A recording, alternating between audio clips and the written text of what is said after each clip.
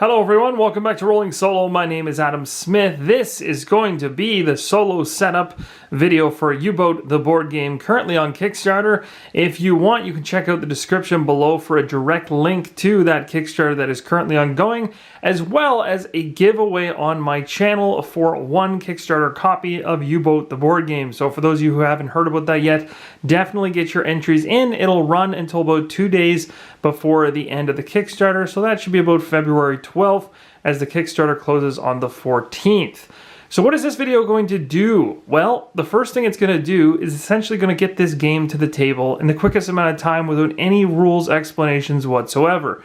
So basically we're going to be bringing stuff onto the table, and as you can see right now, the boat here has been set up. So the very first thing you do if you and when you receive this game after Kickstarter is you're going to go ahead and pick up and complete assembly of the boat. I don't actually show you how to assemble it here, but there will be instructions in the rulebook to easily make it through that. So once you set up your submarine, it sits across this main gameplay area. Now my mat is again is a prototype of what is yet to come in the Kickstarter. It could end up being a neoprene mat, it could end up being a different type of map altogether. But basically this is the map I have now. So you simply lay it across. So really the most important thing to do is just make sure that it's actually facing the correct way. Pretty easy to just line it up. And then also make sure the dividers are sitting exactly where they should be in terms of the lines for each individual quarters of the ship. You've got the aft section of the sub, the engineering room, the crew's quarters, the control room, officer's quarters, and the bow section. So once you've got that set up, you've got the basics of the sub in place. And then going forward here, we're just going to go one at a time through the 4 different roles essentially that are going to be covered within this particular game. Now, U-boat actually has 4 fully fledged roles.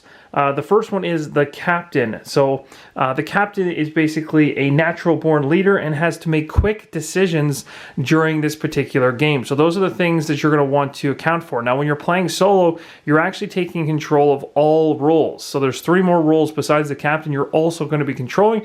But if you're planning on playing this cooperatively with other people, you can pick based on your personality. You can have a random draw, however you want to go ahead and do that. But for solo setup, we're going to be controlling all of them. So I'm going to be showing how to set up each and every player board as we go through them. We'll put them out right here. So the very first one we're going to do, like I said, is the captain. So the captain's very first thing that he needs to grab is going to be the player board. So the player board for the captain looks just like this. So essentially you're going to take your player board, and again, this is a prototype, so this will probably change in the final production copy, but essentially you've got your captain sitting right here, and again, some artwork. You've got some little bit of indications of where tokens will be sitting. We'll talk about those later. Those are going to have to do with your crew, and we've got all this kind of time tracking and order tracking type setup, as well as morale decks. So those are other things we'll talk about later on in the rules overview or video. So for now, you can just place it up in any section you want. If you're playing solo, you're going to want all 4 of the boards for all 4 roles in front of you. So for now, I'll put up in the top left. That should be good enough. Now, once you've got the captain's panel in place, you can then go ahead and grab the captain's crew. So the captain's crew looks like this. There's 2 sides to it. So one side is going to say the captain, and it's going to have the chief, the sailor, and another sailor. And then on the opposite side, which is flipped this way, has the master, chief, the senior sailor, and then 2 more sailors. So essentially you're going to have it on the captain's side, and then this captain, or this particular, these roles, or these, this crew tile, I should say, is going to sit right here. Now what's going to happen is every 6 hours the watch is going to change in game, so that's the reason why this sits here, because it simply flips like this. Then each of these rows of tokens correlate to whichever watch you're rotating between. So that's essentially the mechanic of that. So there's not much more to talk about in that. We'll get into it in the rules, but for setup you just place it right up so it's kind of adjacent to all the tokens, because each individual crew member has the availability of 3 slots. And so you can see that there. So once you've got that in place, you've already got that set up perfectly. The next thing I want to do is grab the captain's, or actually you can actually grab the crew members' actual figures themselves. These are really easy to figure out what is what. You're going to be taking the 4 blue ones. So for me and being the captain, and because I'm playing solo, I've got 4 miniatures here. Now you'll notice the bases on each of the miniatures actually are different symbols or different shapes, I guess is a better way to say it. And so you're gonna just basically line them up. So you're gonna have one guy here, you'll have one guy here, and there's no way really to mess this up. So you're gonna put them in their appropriate places. and you've got them all kind of ready to go. Now, of course, once you actually start the game, we'll be placing them in the sub. So after we set up all 4 player boards, we'll talk about moving those individuals and where they actually start inside of the sub at the beginning of the game. For now, we'll just put them on the player board. So that's that. Next up, we're going to be dealing with the Captain's Player Aide. Now, in the Kickstarter edition or the final copy, this player aid may get bigger. So as of right now in the prototype, this is the player aid for the captain. So it's going to give you a bunch of ideas to basically what he can spend orders on. Orders are done up here. This top section, of course, can instantly affect morale as we go through. And these are the types of things that he can do and order people to do. He's making quick decisions. If you flip it over, you get some other information as well in terms of requirements, sections, and coordinating the crew when you do specific orders. So we'll talk about those again in the rules overview so we get a better understanding of that. But just have that handy. You don't really need to do anything else besides that. So I'm just going to put it here. Of course, when the watch changes, I'll just have to move this out of the way before I flip it. But for now, this is good, and make sure that I actually know it correlates with that one. Again, it says captain there, so you can't miss it. And again, this could change totally with the final version. Okay, and then the next up, you're going to need 3 captain or 3 order tokens for the captain. So these 3 order tokens right here look like this, and essentially you're going to sit on the track. So the first one's going to sit right where the black dot is, like that. This one here is going to sit down below, and then we're going to have this one right here, which is going to sit in depending on which of the 3 different levels of difficulty that you're playing on. Now for me, I'm going to be playing on easy. You might be wondering why I've chosen this, because normally when I play games solo, I choose to go medium, or most times in case of like Imperial Assault, I'm insane and I jump to hard. Now with this one, because I'm playing solo and I have to control all 4 characters, it would be absolutely ridiculous of me to push this to hard, because it would really put me in a bind at the beginning. I think it's better to get used to knowing how to move and capture all the different roles and what they're supposed to do, starting on easy. And actually, even in the rulebook itself, it says if you're 1 player, you're taking on all 4 roles, and easy difficulty for all roles is recommended. And as well, in the app, real-time mode is strongly recommended for learning the game in this configuration. So what does that mean? So essentially inside of the app itself, which I'll bring my phone right into view here, we have the U-boat app. So as of right now, there's no music on it whatsoever because I have the volume turned off. But if I turn it on, you can see that the main screen has some music. There's an options button there. So again, all this could change based on the final production copy of this. And you can hear the music in the background. You'll see there's 2 different types of options there. One says more time for decision making and table talk. That's the one highlighted in green that you want to have set when you're playing solo. If you want the more intense version of it, you can go action, and it just says more intense gameplay recommended for experienced crews. It's going to punish you. The gyroscope, essentially what that means is when you're looking through when you end up looking through a particular periscope, if you have the gyroscope enabled on your app, so you just, right now it's actually, now it's disabled, but if I check it again, it is enabled with check mark. Basically, it just means when you bring it up in front of your face and you pan from side to side, it actually, as you move, you're visually seeing ships. Whereas if you turn the gyroscope off, then you can actually just swipe across your phone, so you don't look like so much of a fool if you're doing this in a public space. But if you're doing this in like somebody's house, really anywhere, you should probably be using the gyroscope, because honestly, it's pretty cool to be able to actually look around the room and trying to find ships is pretty cool. Anyway, that's besides the point, but I just wanted to make mention that if you are playing solo, this is something to set up when you're doing the captain. Just make sure that that's set to real time, because that's a decision you have to make. Okay. So next up is going to be the morale cards. So the captain, as I mentioned, has 3 different morale card slots right here. And again, as we move through with orders and we're stressing the crew out with the things we're ordering them to do, at a certain point, if we're ordering them around too much, morale starts to break down basically on the sub. We start pulling cards, and all kinds of different effects can basically happen. These effects can, in most cases, hinder us. Almost, I'm pretty sure all cases hinder us. Of course, they start light, go to medium, and then at some point they get really nasty. So we're going to go ahead and put those decks in place. Simply just drop them where they are, color coordinated. Again, all this could change in terms of what you're seeing because of the prototype situation. But there you go. Simply 3 different decks drop down. Okay, next up we're going to be doing the 16 crew tokens.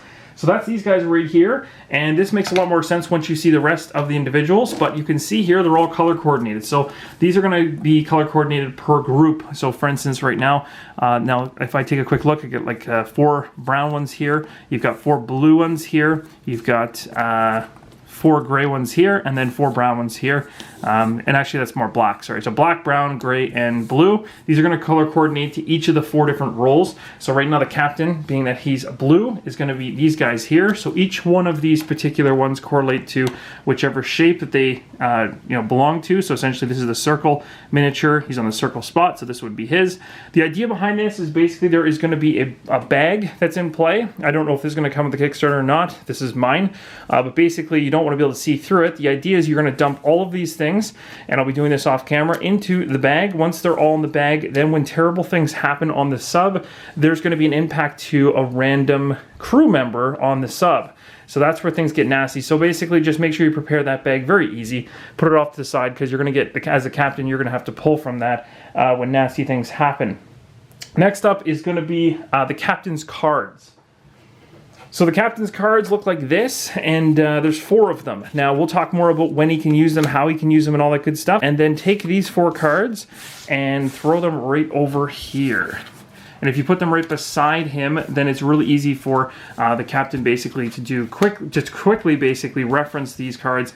And these are going to help you. These are going to be things that you can see are going to retract the morale track by 2. That type of thing is giving them chocolate or a pep talk. Or beer, or we're going to reprimand somebody. But regardless, those are things you need to have ready to go. After that, you're going to take the 12 activation tokens. So you're going to take 12 of these tokens, and for now, just keep them in front of the board or on the board. And during the rules overview, we'll talk more about what that actually entails, how they're going to be placed out. But that's essentially it for the captain. All right, let's set up the chief engineer for U-boat the board game. He needs his player panel here, and because we're playing solo, we want them all in front of us. So we're going to go ahead and grab that. I'm going to unfold it right now. And this is going to sit and rest right beside the captain's panel. Of course, we can move this wherever we want to fit our need. But for me, I'm going to lay it right like this. We've got everything set to 0 as well as stop. And we're going to have to fill out the rest of the board in a second here. We're going to grab the crew that comes along with the chief engineer. So you can see right here, this is going to be the first watch, basically. The chief engineer, 3 mechanics. And if you flip it to the other watch, senior engineer and 3 mechanics. So we're going to take these, we're going to lay them down like this. And that's going to be basically where they sit to start the game. Now next up we're going to do what we did with the captain in terms of his panel of miniatures, and we're going to find the 4 different crew members and figures, put them on the corresponding bases here on this panel. That'll represent each individual crew member, and then later on we were going to actually add them into their specific sections of the submarine as we go along at the end of this player panel setup. So I've dropped these 4 guys into their spots, and they're all ready to go. Next up, you're going to want to grab the reference card for the chief engineer, although in the prototype it's called a mechanic card. So basically this card's going to have things like environmental conditions, says like non-hazardous, countermeasures, hazardous, technical conditions. There's a whole bunch of tokens he's got to take care of. This is a great reference for that. On the back side, this is things that you're going to be coordinating with the crew when the captain orders specific things like repairs, to dive. These are the things and sections you have to be in. These are the requirements you need to meet in order to do that. And we'll talk more about that in the rules overview, but again, a great reference to have. And this could get flushed out even further in the Kickstarter. So we're going to put this right here for reference for now.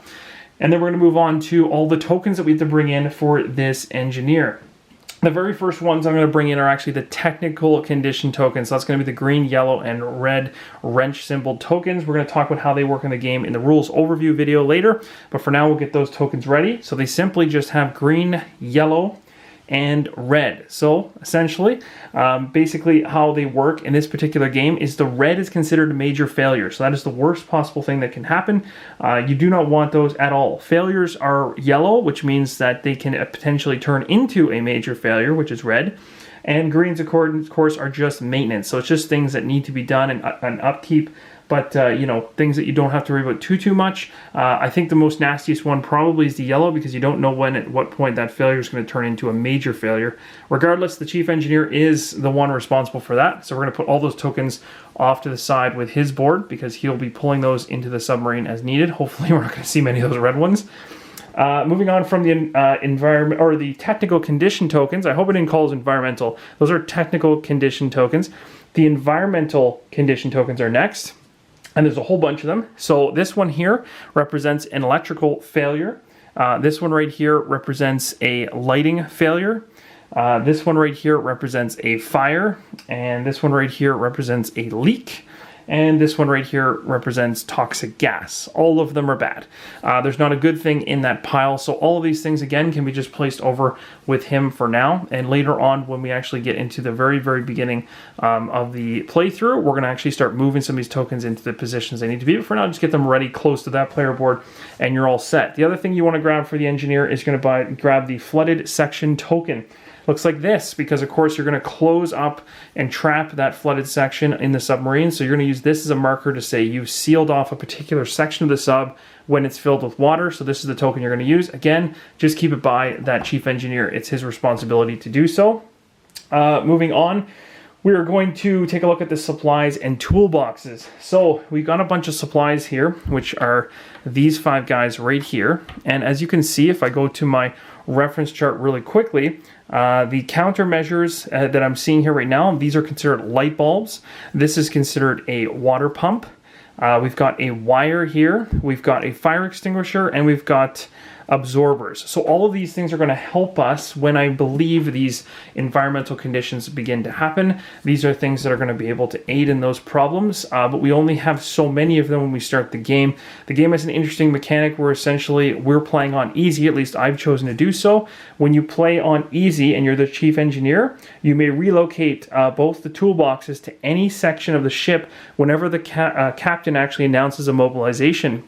Now that's not the norm. Normally there's a different way to actually handle the toolboxes, but in this case, when you're playing easy, then you're going to be able to move those around a little freely. Now the reason that matters so much is because these 2 toolboxes are actually represented by tokens. These are going to end up going into the sub in 2 different locations or wherever you just deem to put them, and they're going to have some of these particular, these are the items you actually want to have to potentially, mitigate these problems that are going to basically pop up. But you can only put so many in each toolbox. Each of them has to have 2 inside of them. So essentially you represent this by these they're actually color coordinated, so you can see that these colors match up like so. So basically if you're saying, okay, I'm going to put this one in this toolbox, and I'll put these 3 in this one, then once you put these 2 tokens into the submarine and actually place them in there, which you do so by putting them into whatever section you're going to, now you know as a chief engineer which toolbox has what supplies inside of it. Again, the only requirement there between the toolboxes when they start is that they both have at least 2 items inside of them. You can't have something like this. But besides that, it's up to you as to how you want to divide them up and stuff like that. So we'll talk more about that at the very beginning of the playthrough, but have those ready, and we won't actually divide those up just yet, but you can just put them all right here because they're going to be very important for filling up those particular toolboxes. Next up is the technical puzzle pieces. This one I'm definitely not going to get into because that's the purpose of this video, is not to talk about rules. But essentially you've got a technical puzzle. So when bad things happen on this sub, long story short, you guys as a group are going to have to basically put a certain puzzle together for the portion of the ship that actually is inflicted into the trouble. So we'll talk about that more when it actually crops up and happens. But for now, just keep all these puzzle pieces over to the side. You don't really need them up close and personal just yet, but keep them in arm's reach because when things go haywire, you're going to want them. That's essentially the setup for the chief engineer. All right, let's set up the Navigator in U-boat, the board game. So the very first thing we're going to want to do is put that player panel out for the Navigator. So we're going to go ahead and grab that. So we'll just unfold this guy. It's going to sit right underneath the captain, although you can put this however you want. Like I said before, these panels can go in any order you want. I'm just putting them like this. So you're going to see a very similar layout to the captain's and everybody else's on this side. And the other side, you're going to have like a navigation type panel, as well as more of a cooking area here. It's going to have a food supply, as well as some ingredients and different types of things you can make. Available products are going to fall into this little grid pattern here, which are then going to create today's meal if you so choose to create a meal by being in the crew's quarters. We'll talk about more about that in the rules overview.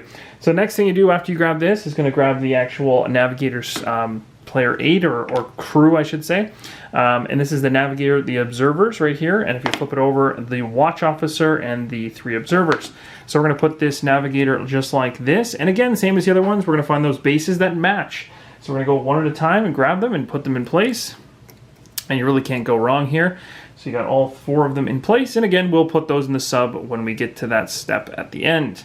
So there's the 4 of them right there already lined up. And the next up, we're going to grab this reference card as we did for the other ones. This is the reference card for the Navigator.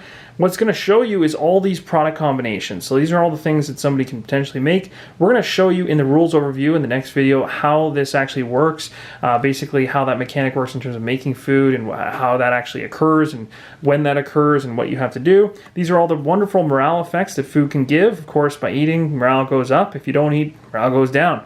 Very simple concept. And then on the other side over here, again, coordinating with your crew when you order, and then sections of requirements and stuff like that. We'll talk about this in the rules overview. Again, another reference card. It can sit just like this for your own reference as the Navigator. Wonderful in solo play when you have everything. Haha. So the next thing I'm going to grab here is the attack disc. Now we'll definitely talk about this in the rules overview because this one needs some understanding about what's going on here. So essentially we'll set this correctly and the way it should be, and I'll show you how this actually works in the rules overview. For now, just make sure you have it as the Navigator, put it aside into your area. So we'll put this right here for now.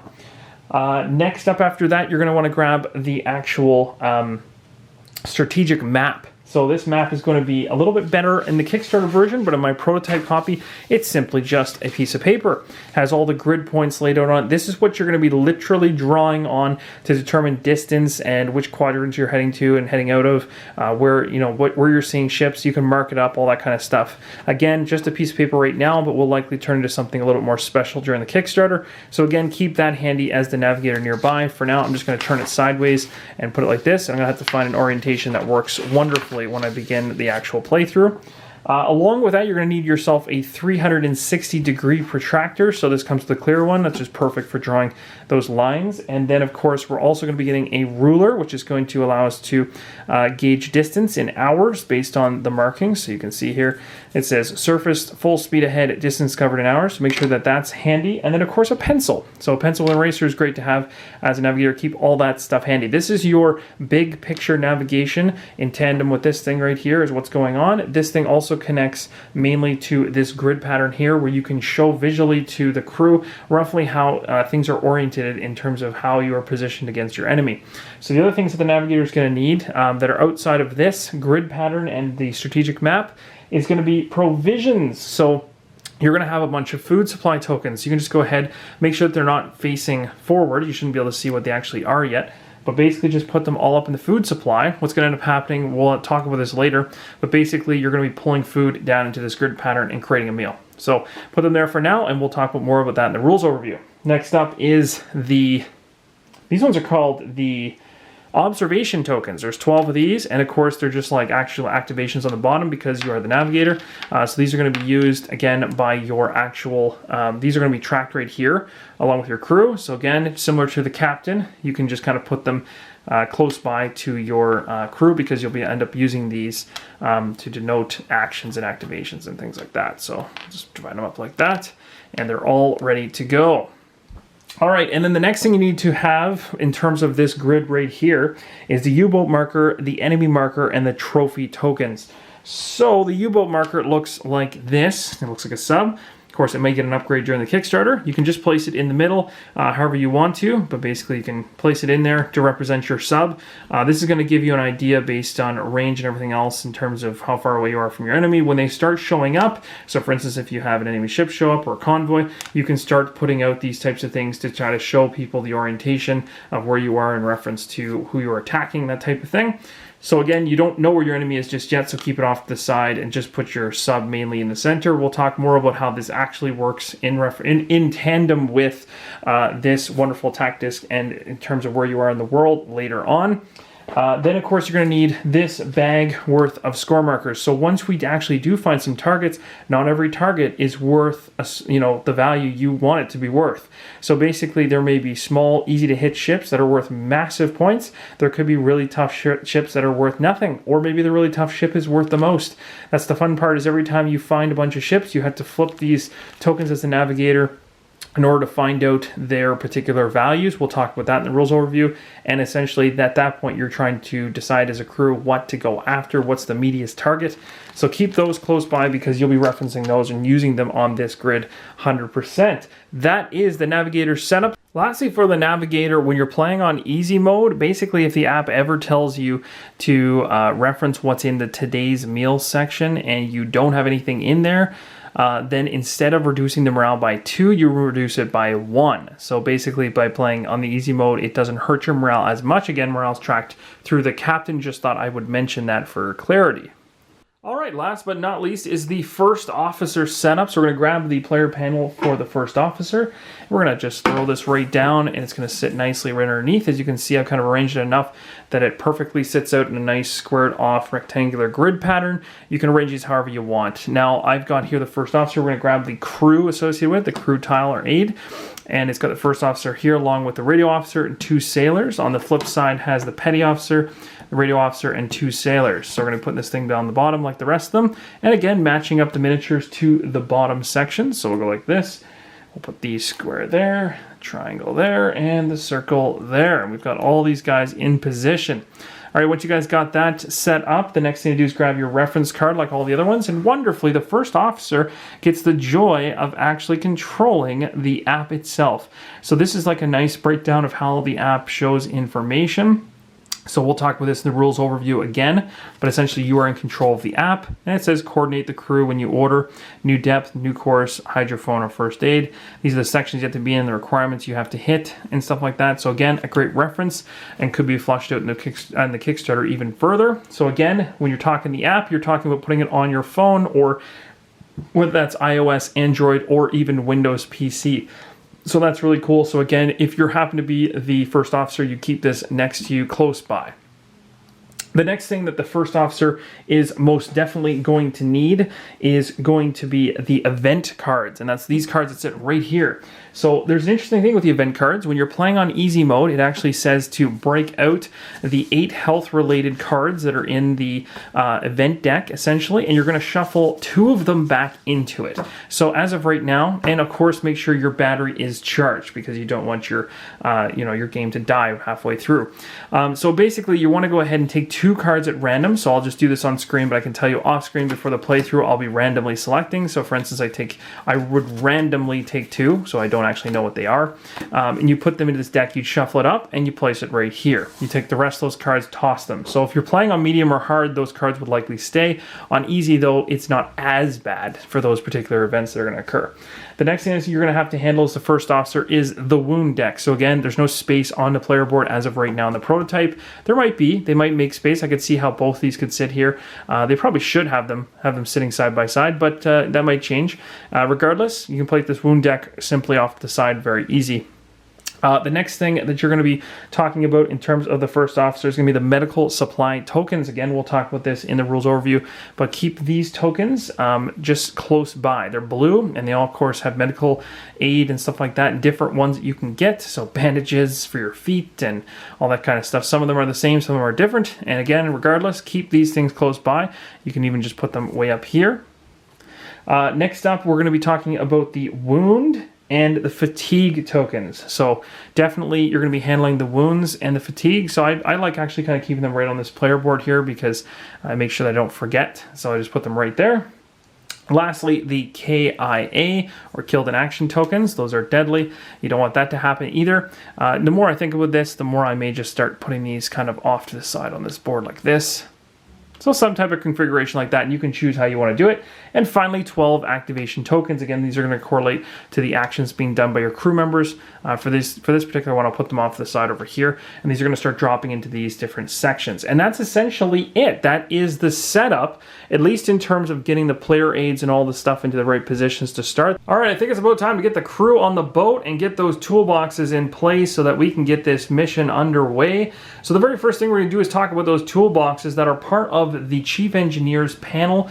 So there is a gray one, there is a green one. There are 5 different supplies, as we talked about, from the Chief Engineer. It's his responsibility, as well as the crew's, to decide which of these supplies are going to go into which of these boxes. Again, 2 is the minimum. You have to have at least 2 of the supplies in either box before you can move forward with actually placing them in. But for the sake of the playthrough, I'm going to actually place these boxes into where they're supposed to go to start the game.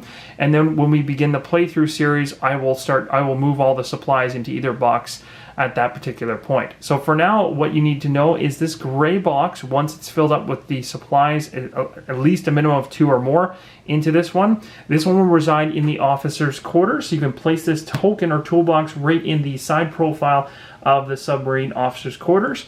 And then the green one here is going to sit in the bow section of the sub on the side. So again, those tokens don't sit inside the sub. It's only the actual miniatures that will sit inside the sub. The toolboxes actually sit on the side profile. Not that it matters too much, but at least it stops the crowding or overcrowding of tokens and stuff like that within the sub, and stopping movement and things getting bumped and stuff like that as you move your miniatures. So let's get this crew inside the sub. So basically how this works is it's all divided up by sections and by shapes. So the crew's quarters, for instance, which is right there, the third one in from the left, is going to have all of the crew that has triangles are going to be in the crew's quarters. So that's going to be a sailor from the captain's crew. That's going to be an observer from the navigator's crew. And there's going to be a mechanic from the chief engineer's crew, and a sailor. So there's going to be these 4 guys in the crew's quarters. There you go. So they're all kind of tucked in there now. The next one is the control room. Right here has the most stuff going on by far, and it's going to have the pentagon symboled crew members in there. So that's going to be, of course, the captain himself is going to be in this room. We are going to have the navigator himself is going to be in there. The chief engineer is going to be in there, and the first officer is going to be in there. So those guys all start in the control room. Next up is the officer's quarters, which is right here. And every miniature with a square bottom is going to be going into that one. So that's going to be the chief is in here from the captain's group. The observer from the navigator's group is in here. We've got a mechanic from the chief engineer's group, which is in here. And we've got a radio officer in this location as well. All right, and lastly is the bow section way in the back here. So in the bow section of the boat is going to be everyone remaining, which is the circle-based characters. So we're going to have a sailor in the bow section.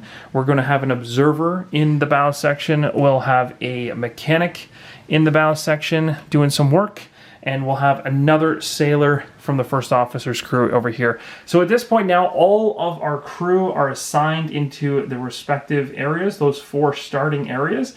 And now your sub is fully manned to begin its expedition. All right, and there you have it, the full setup for U-boat, the board game, all ready to go. I'll see you in the rules overview video coming up next. Thanks again for watching, and as always, keep on rolling solo.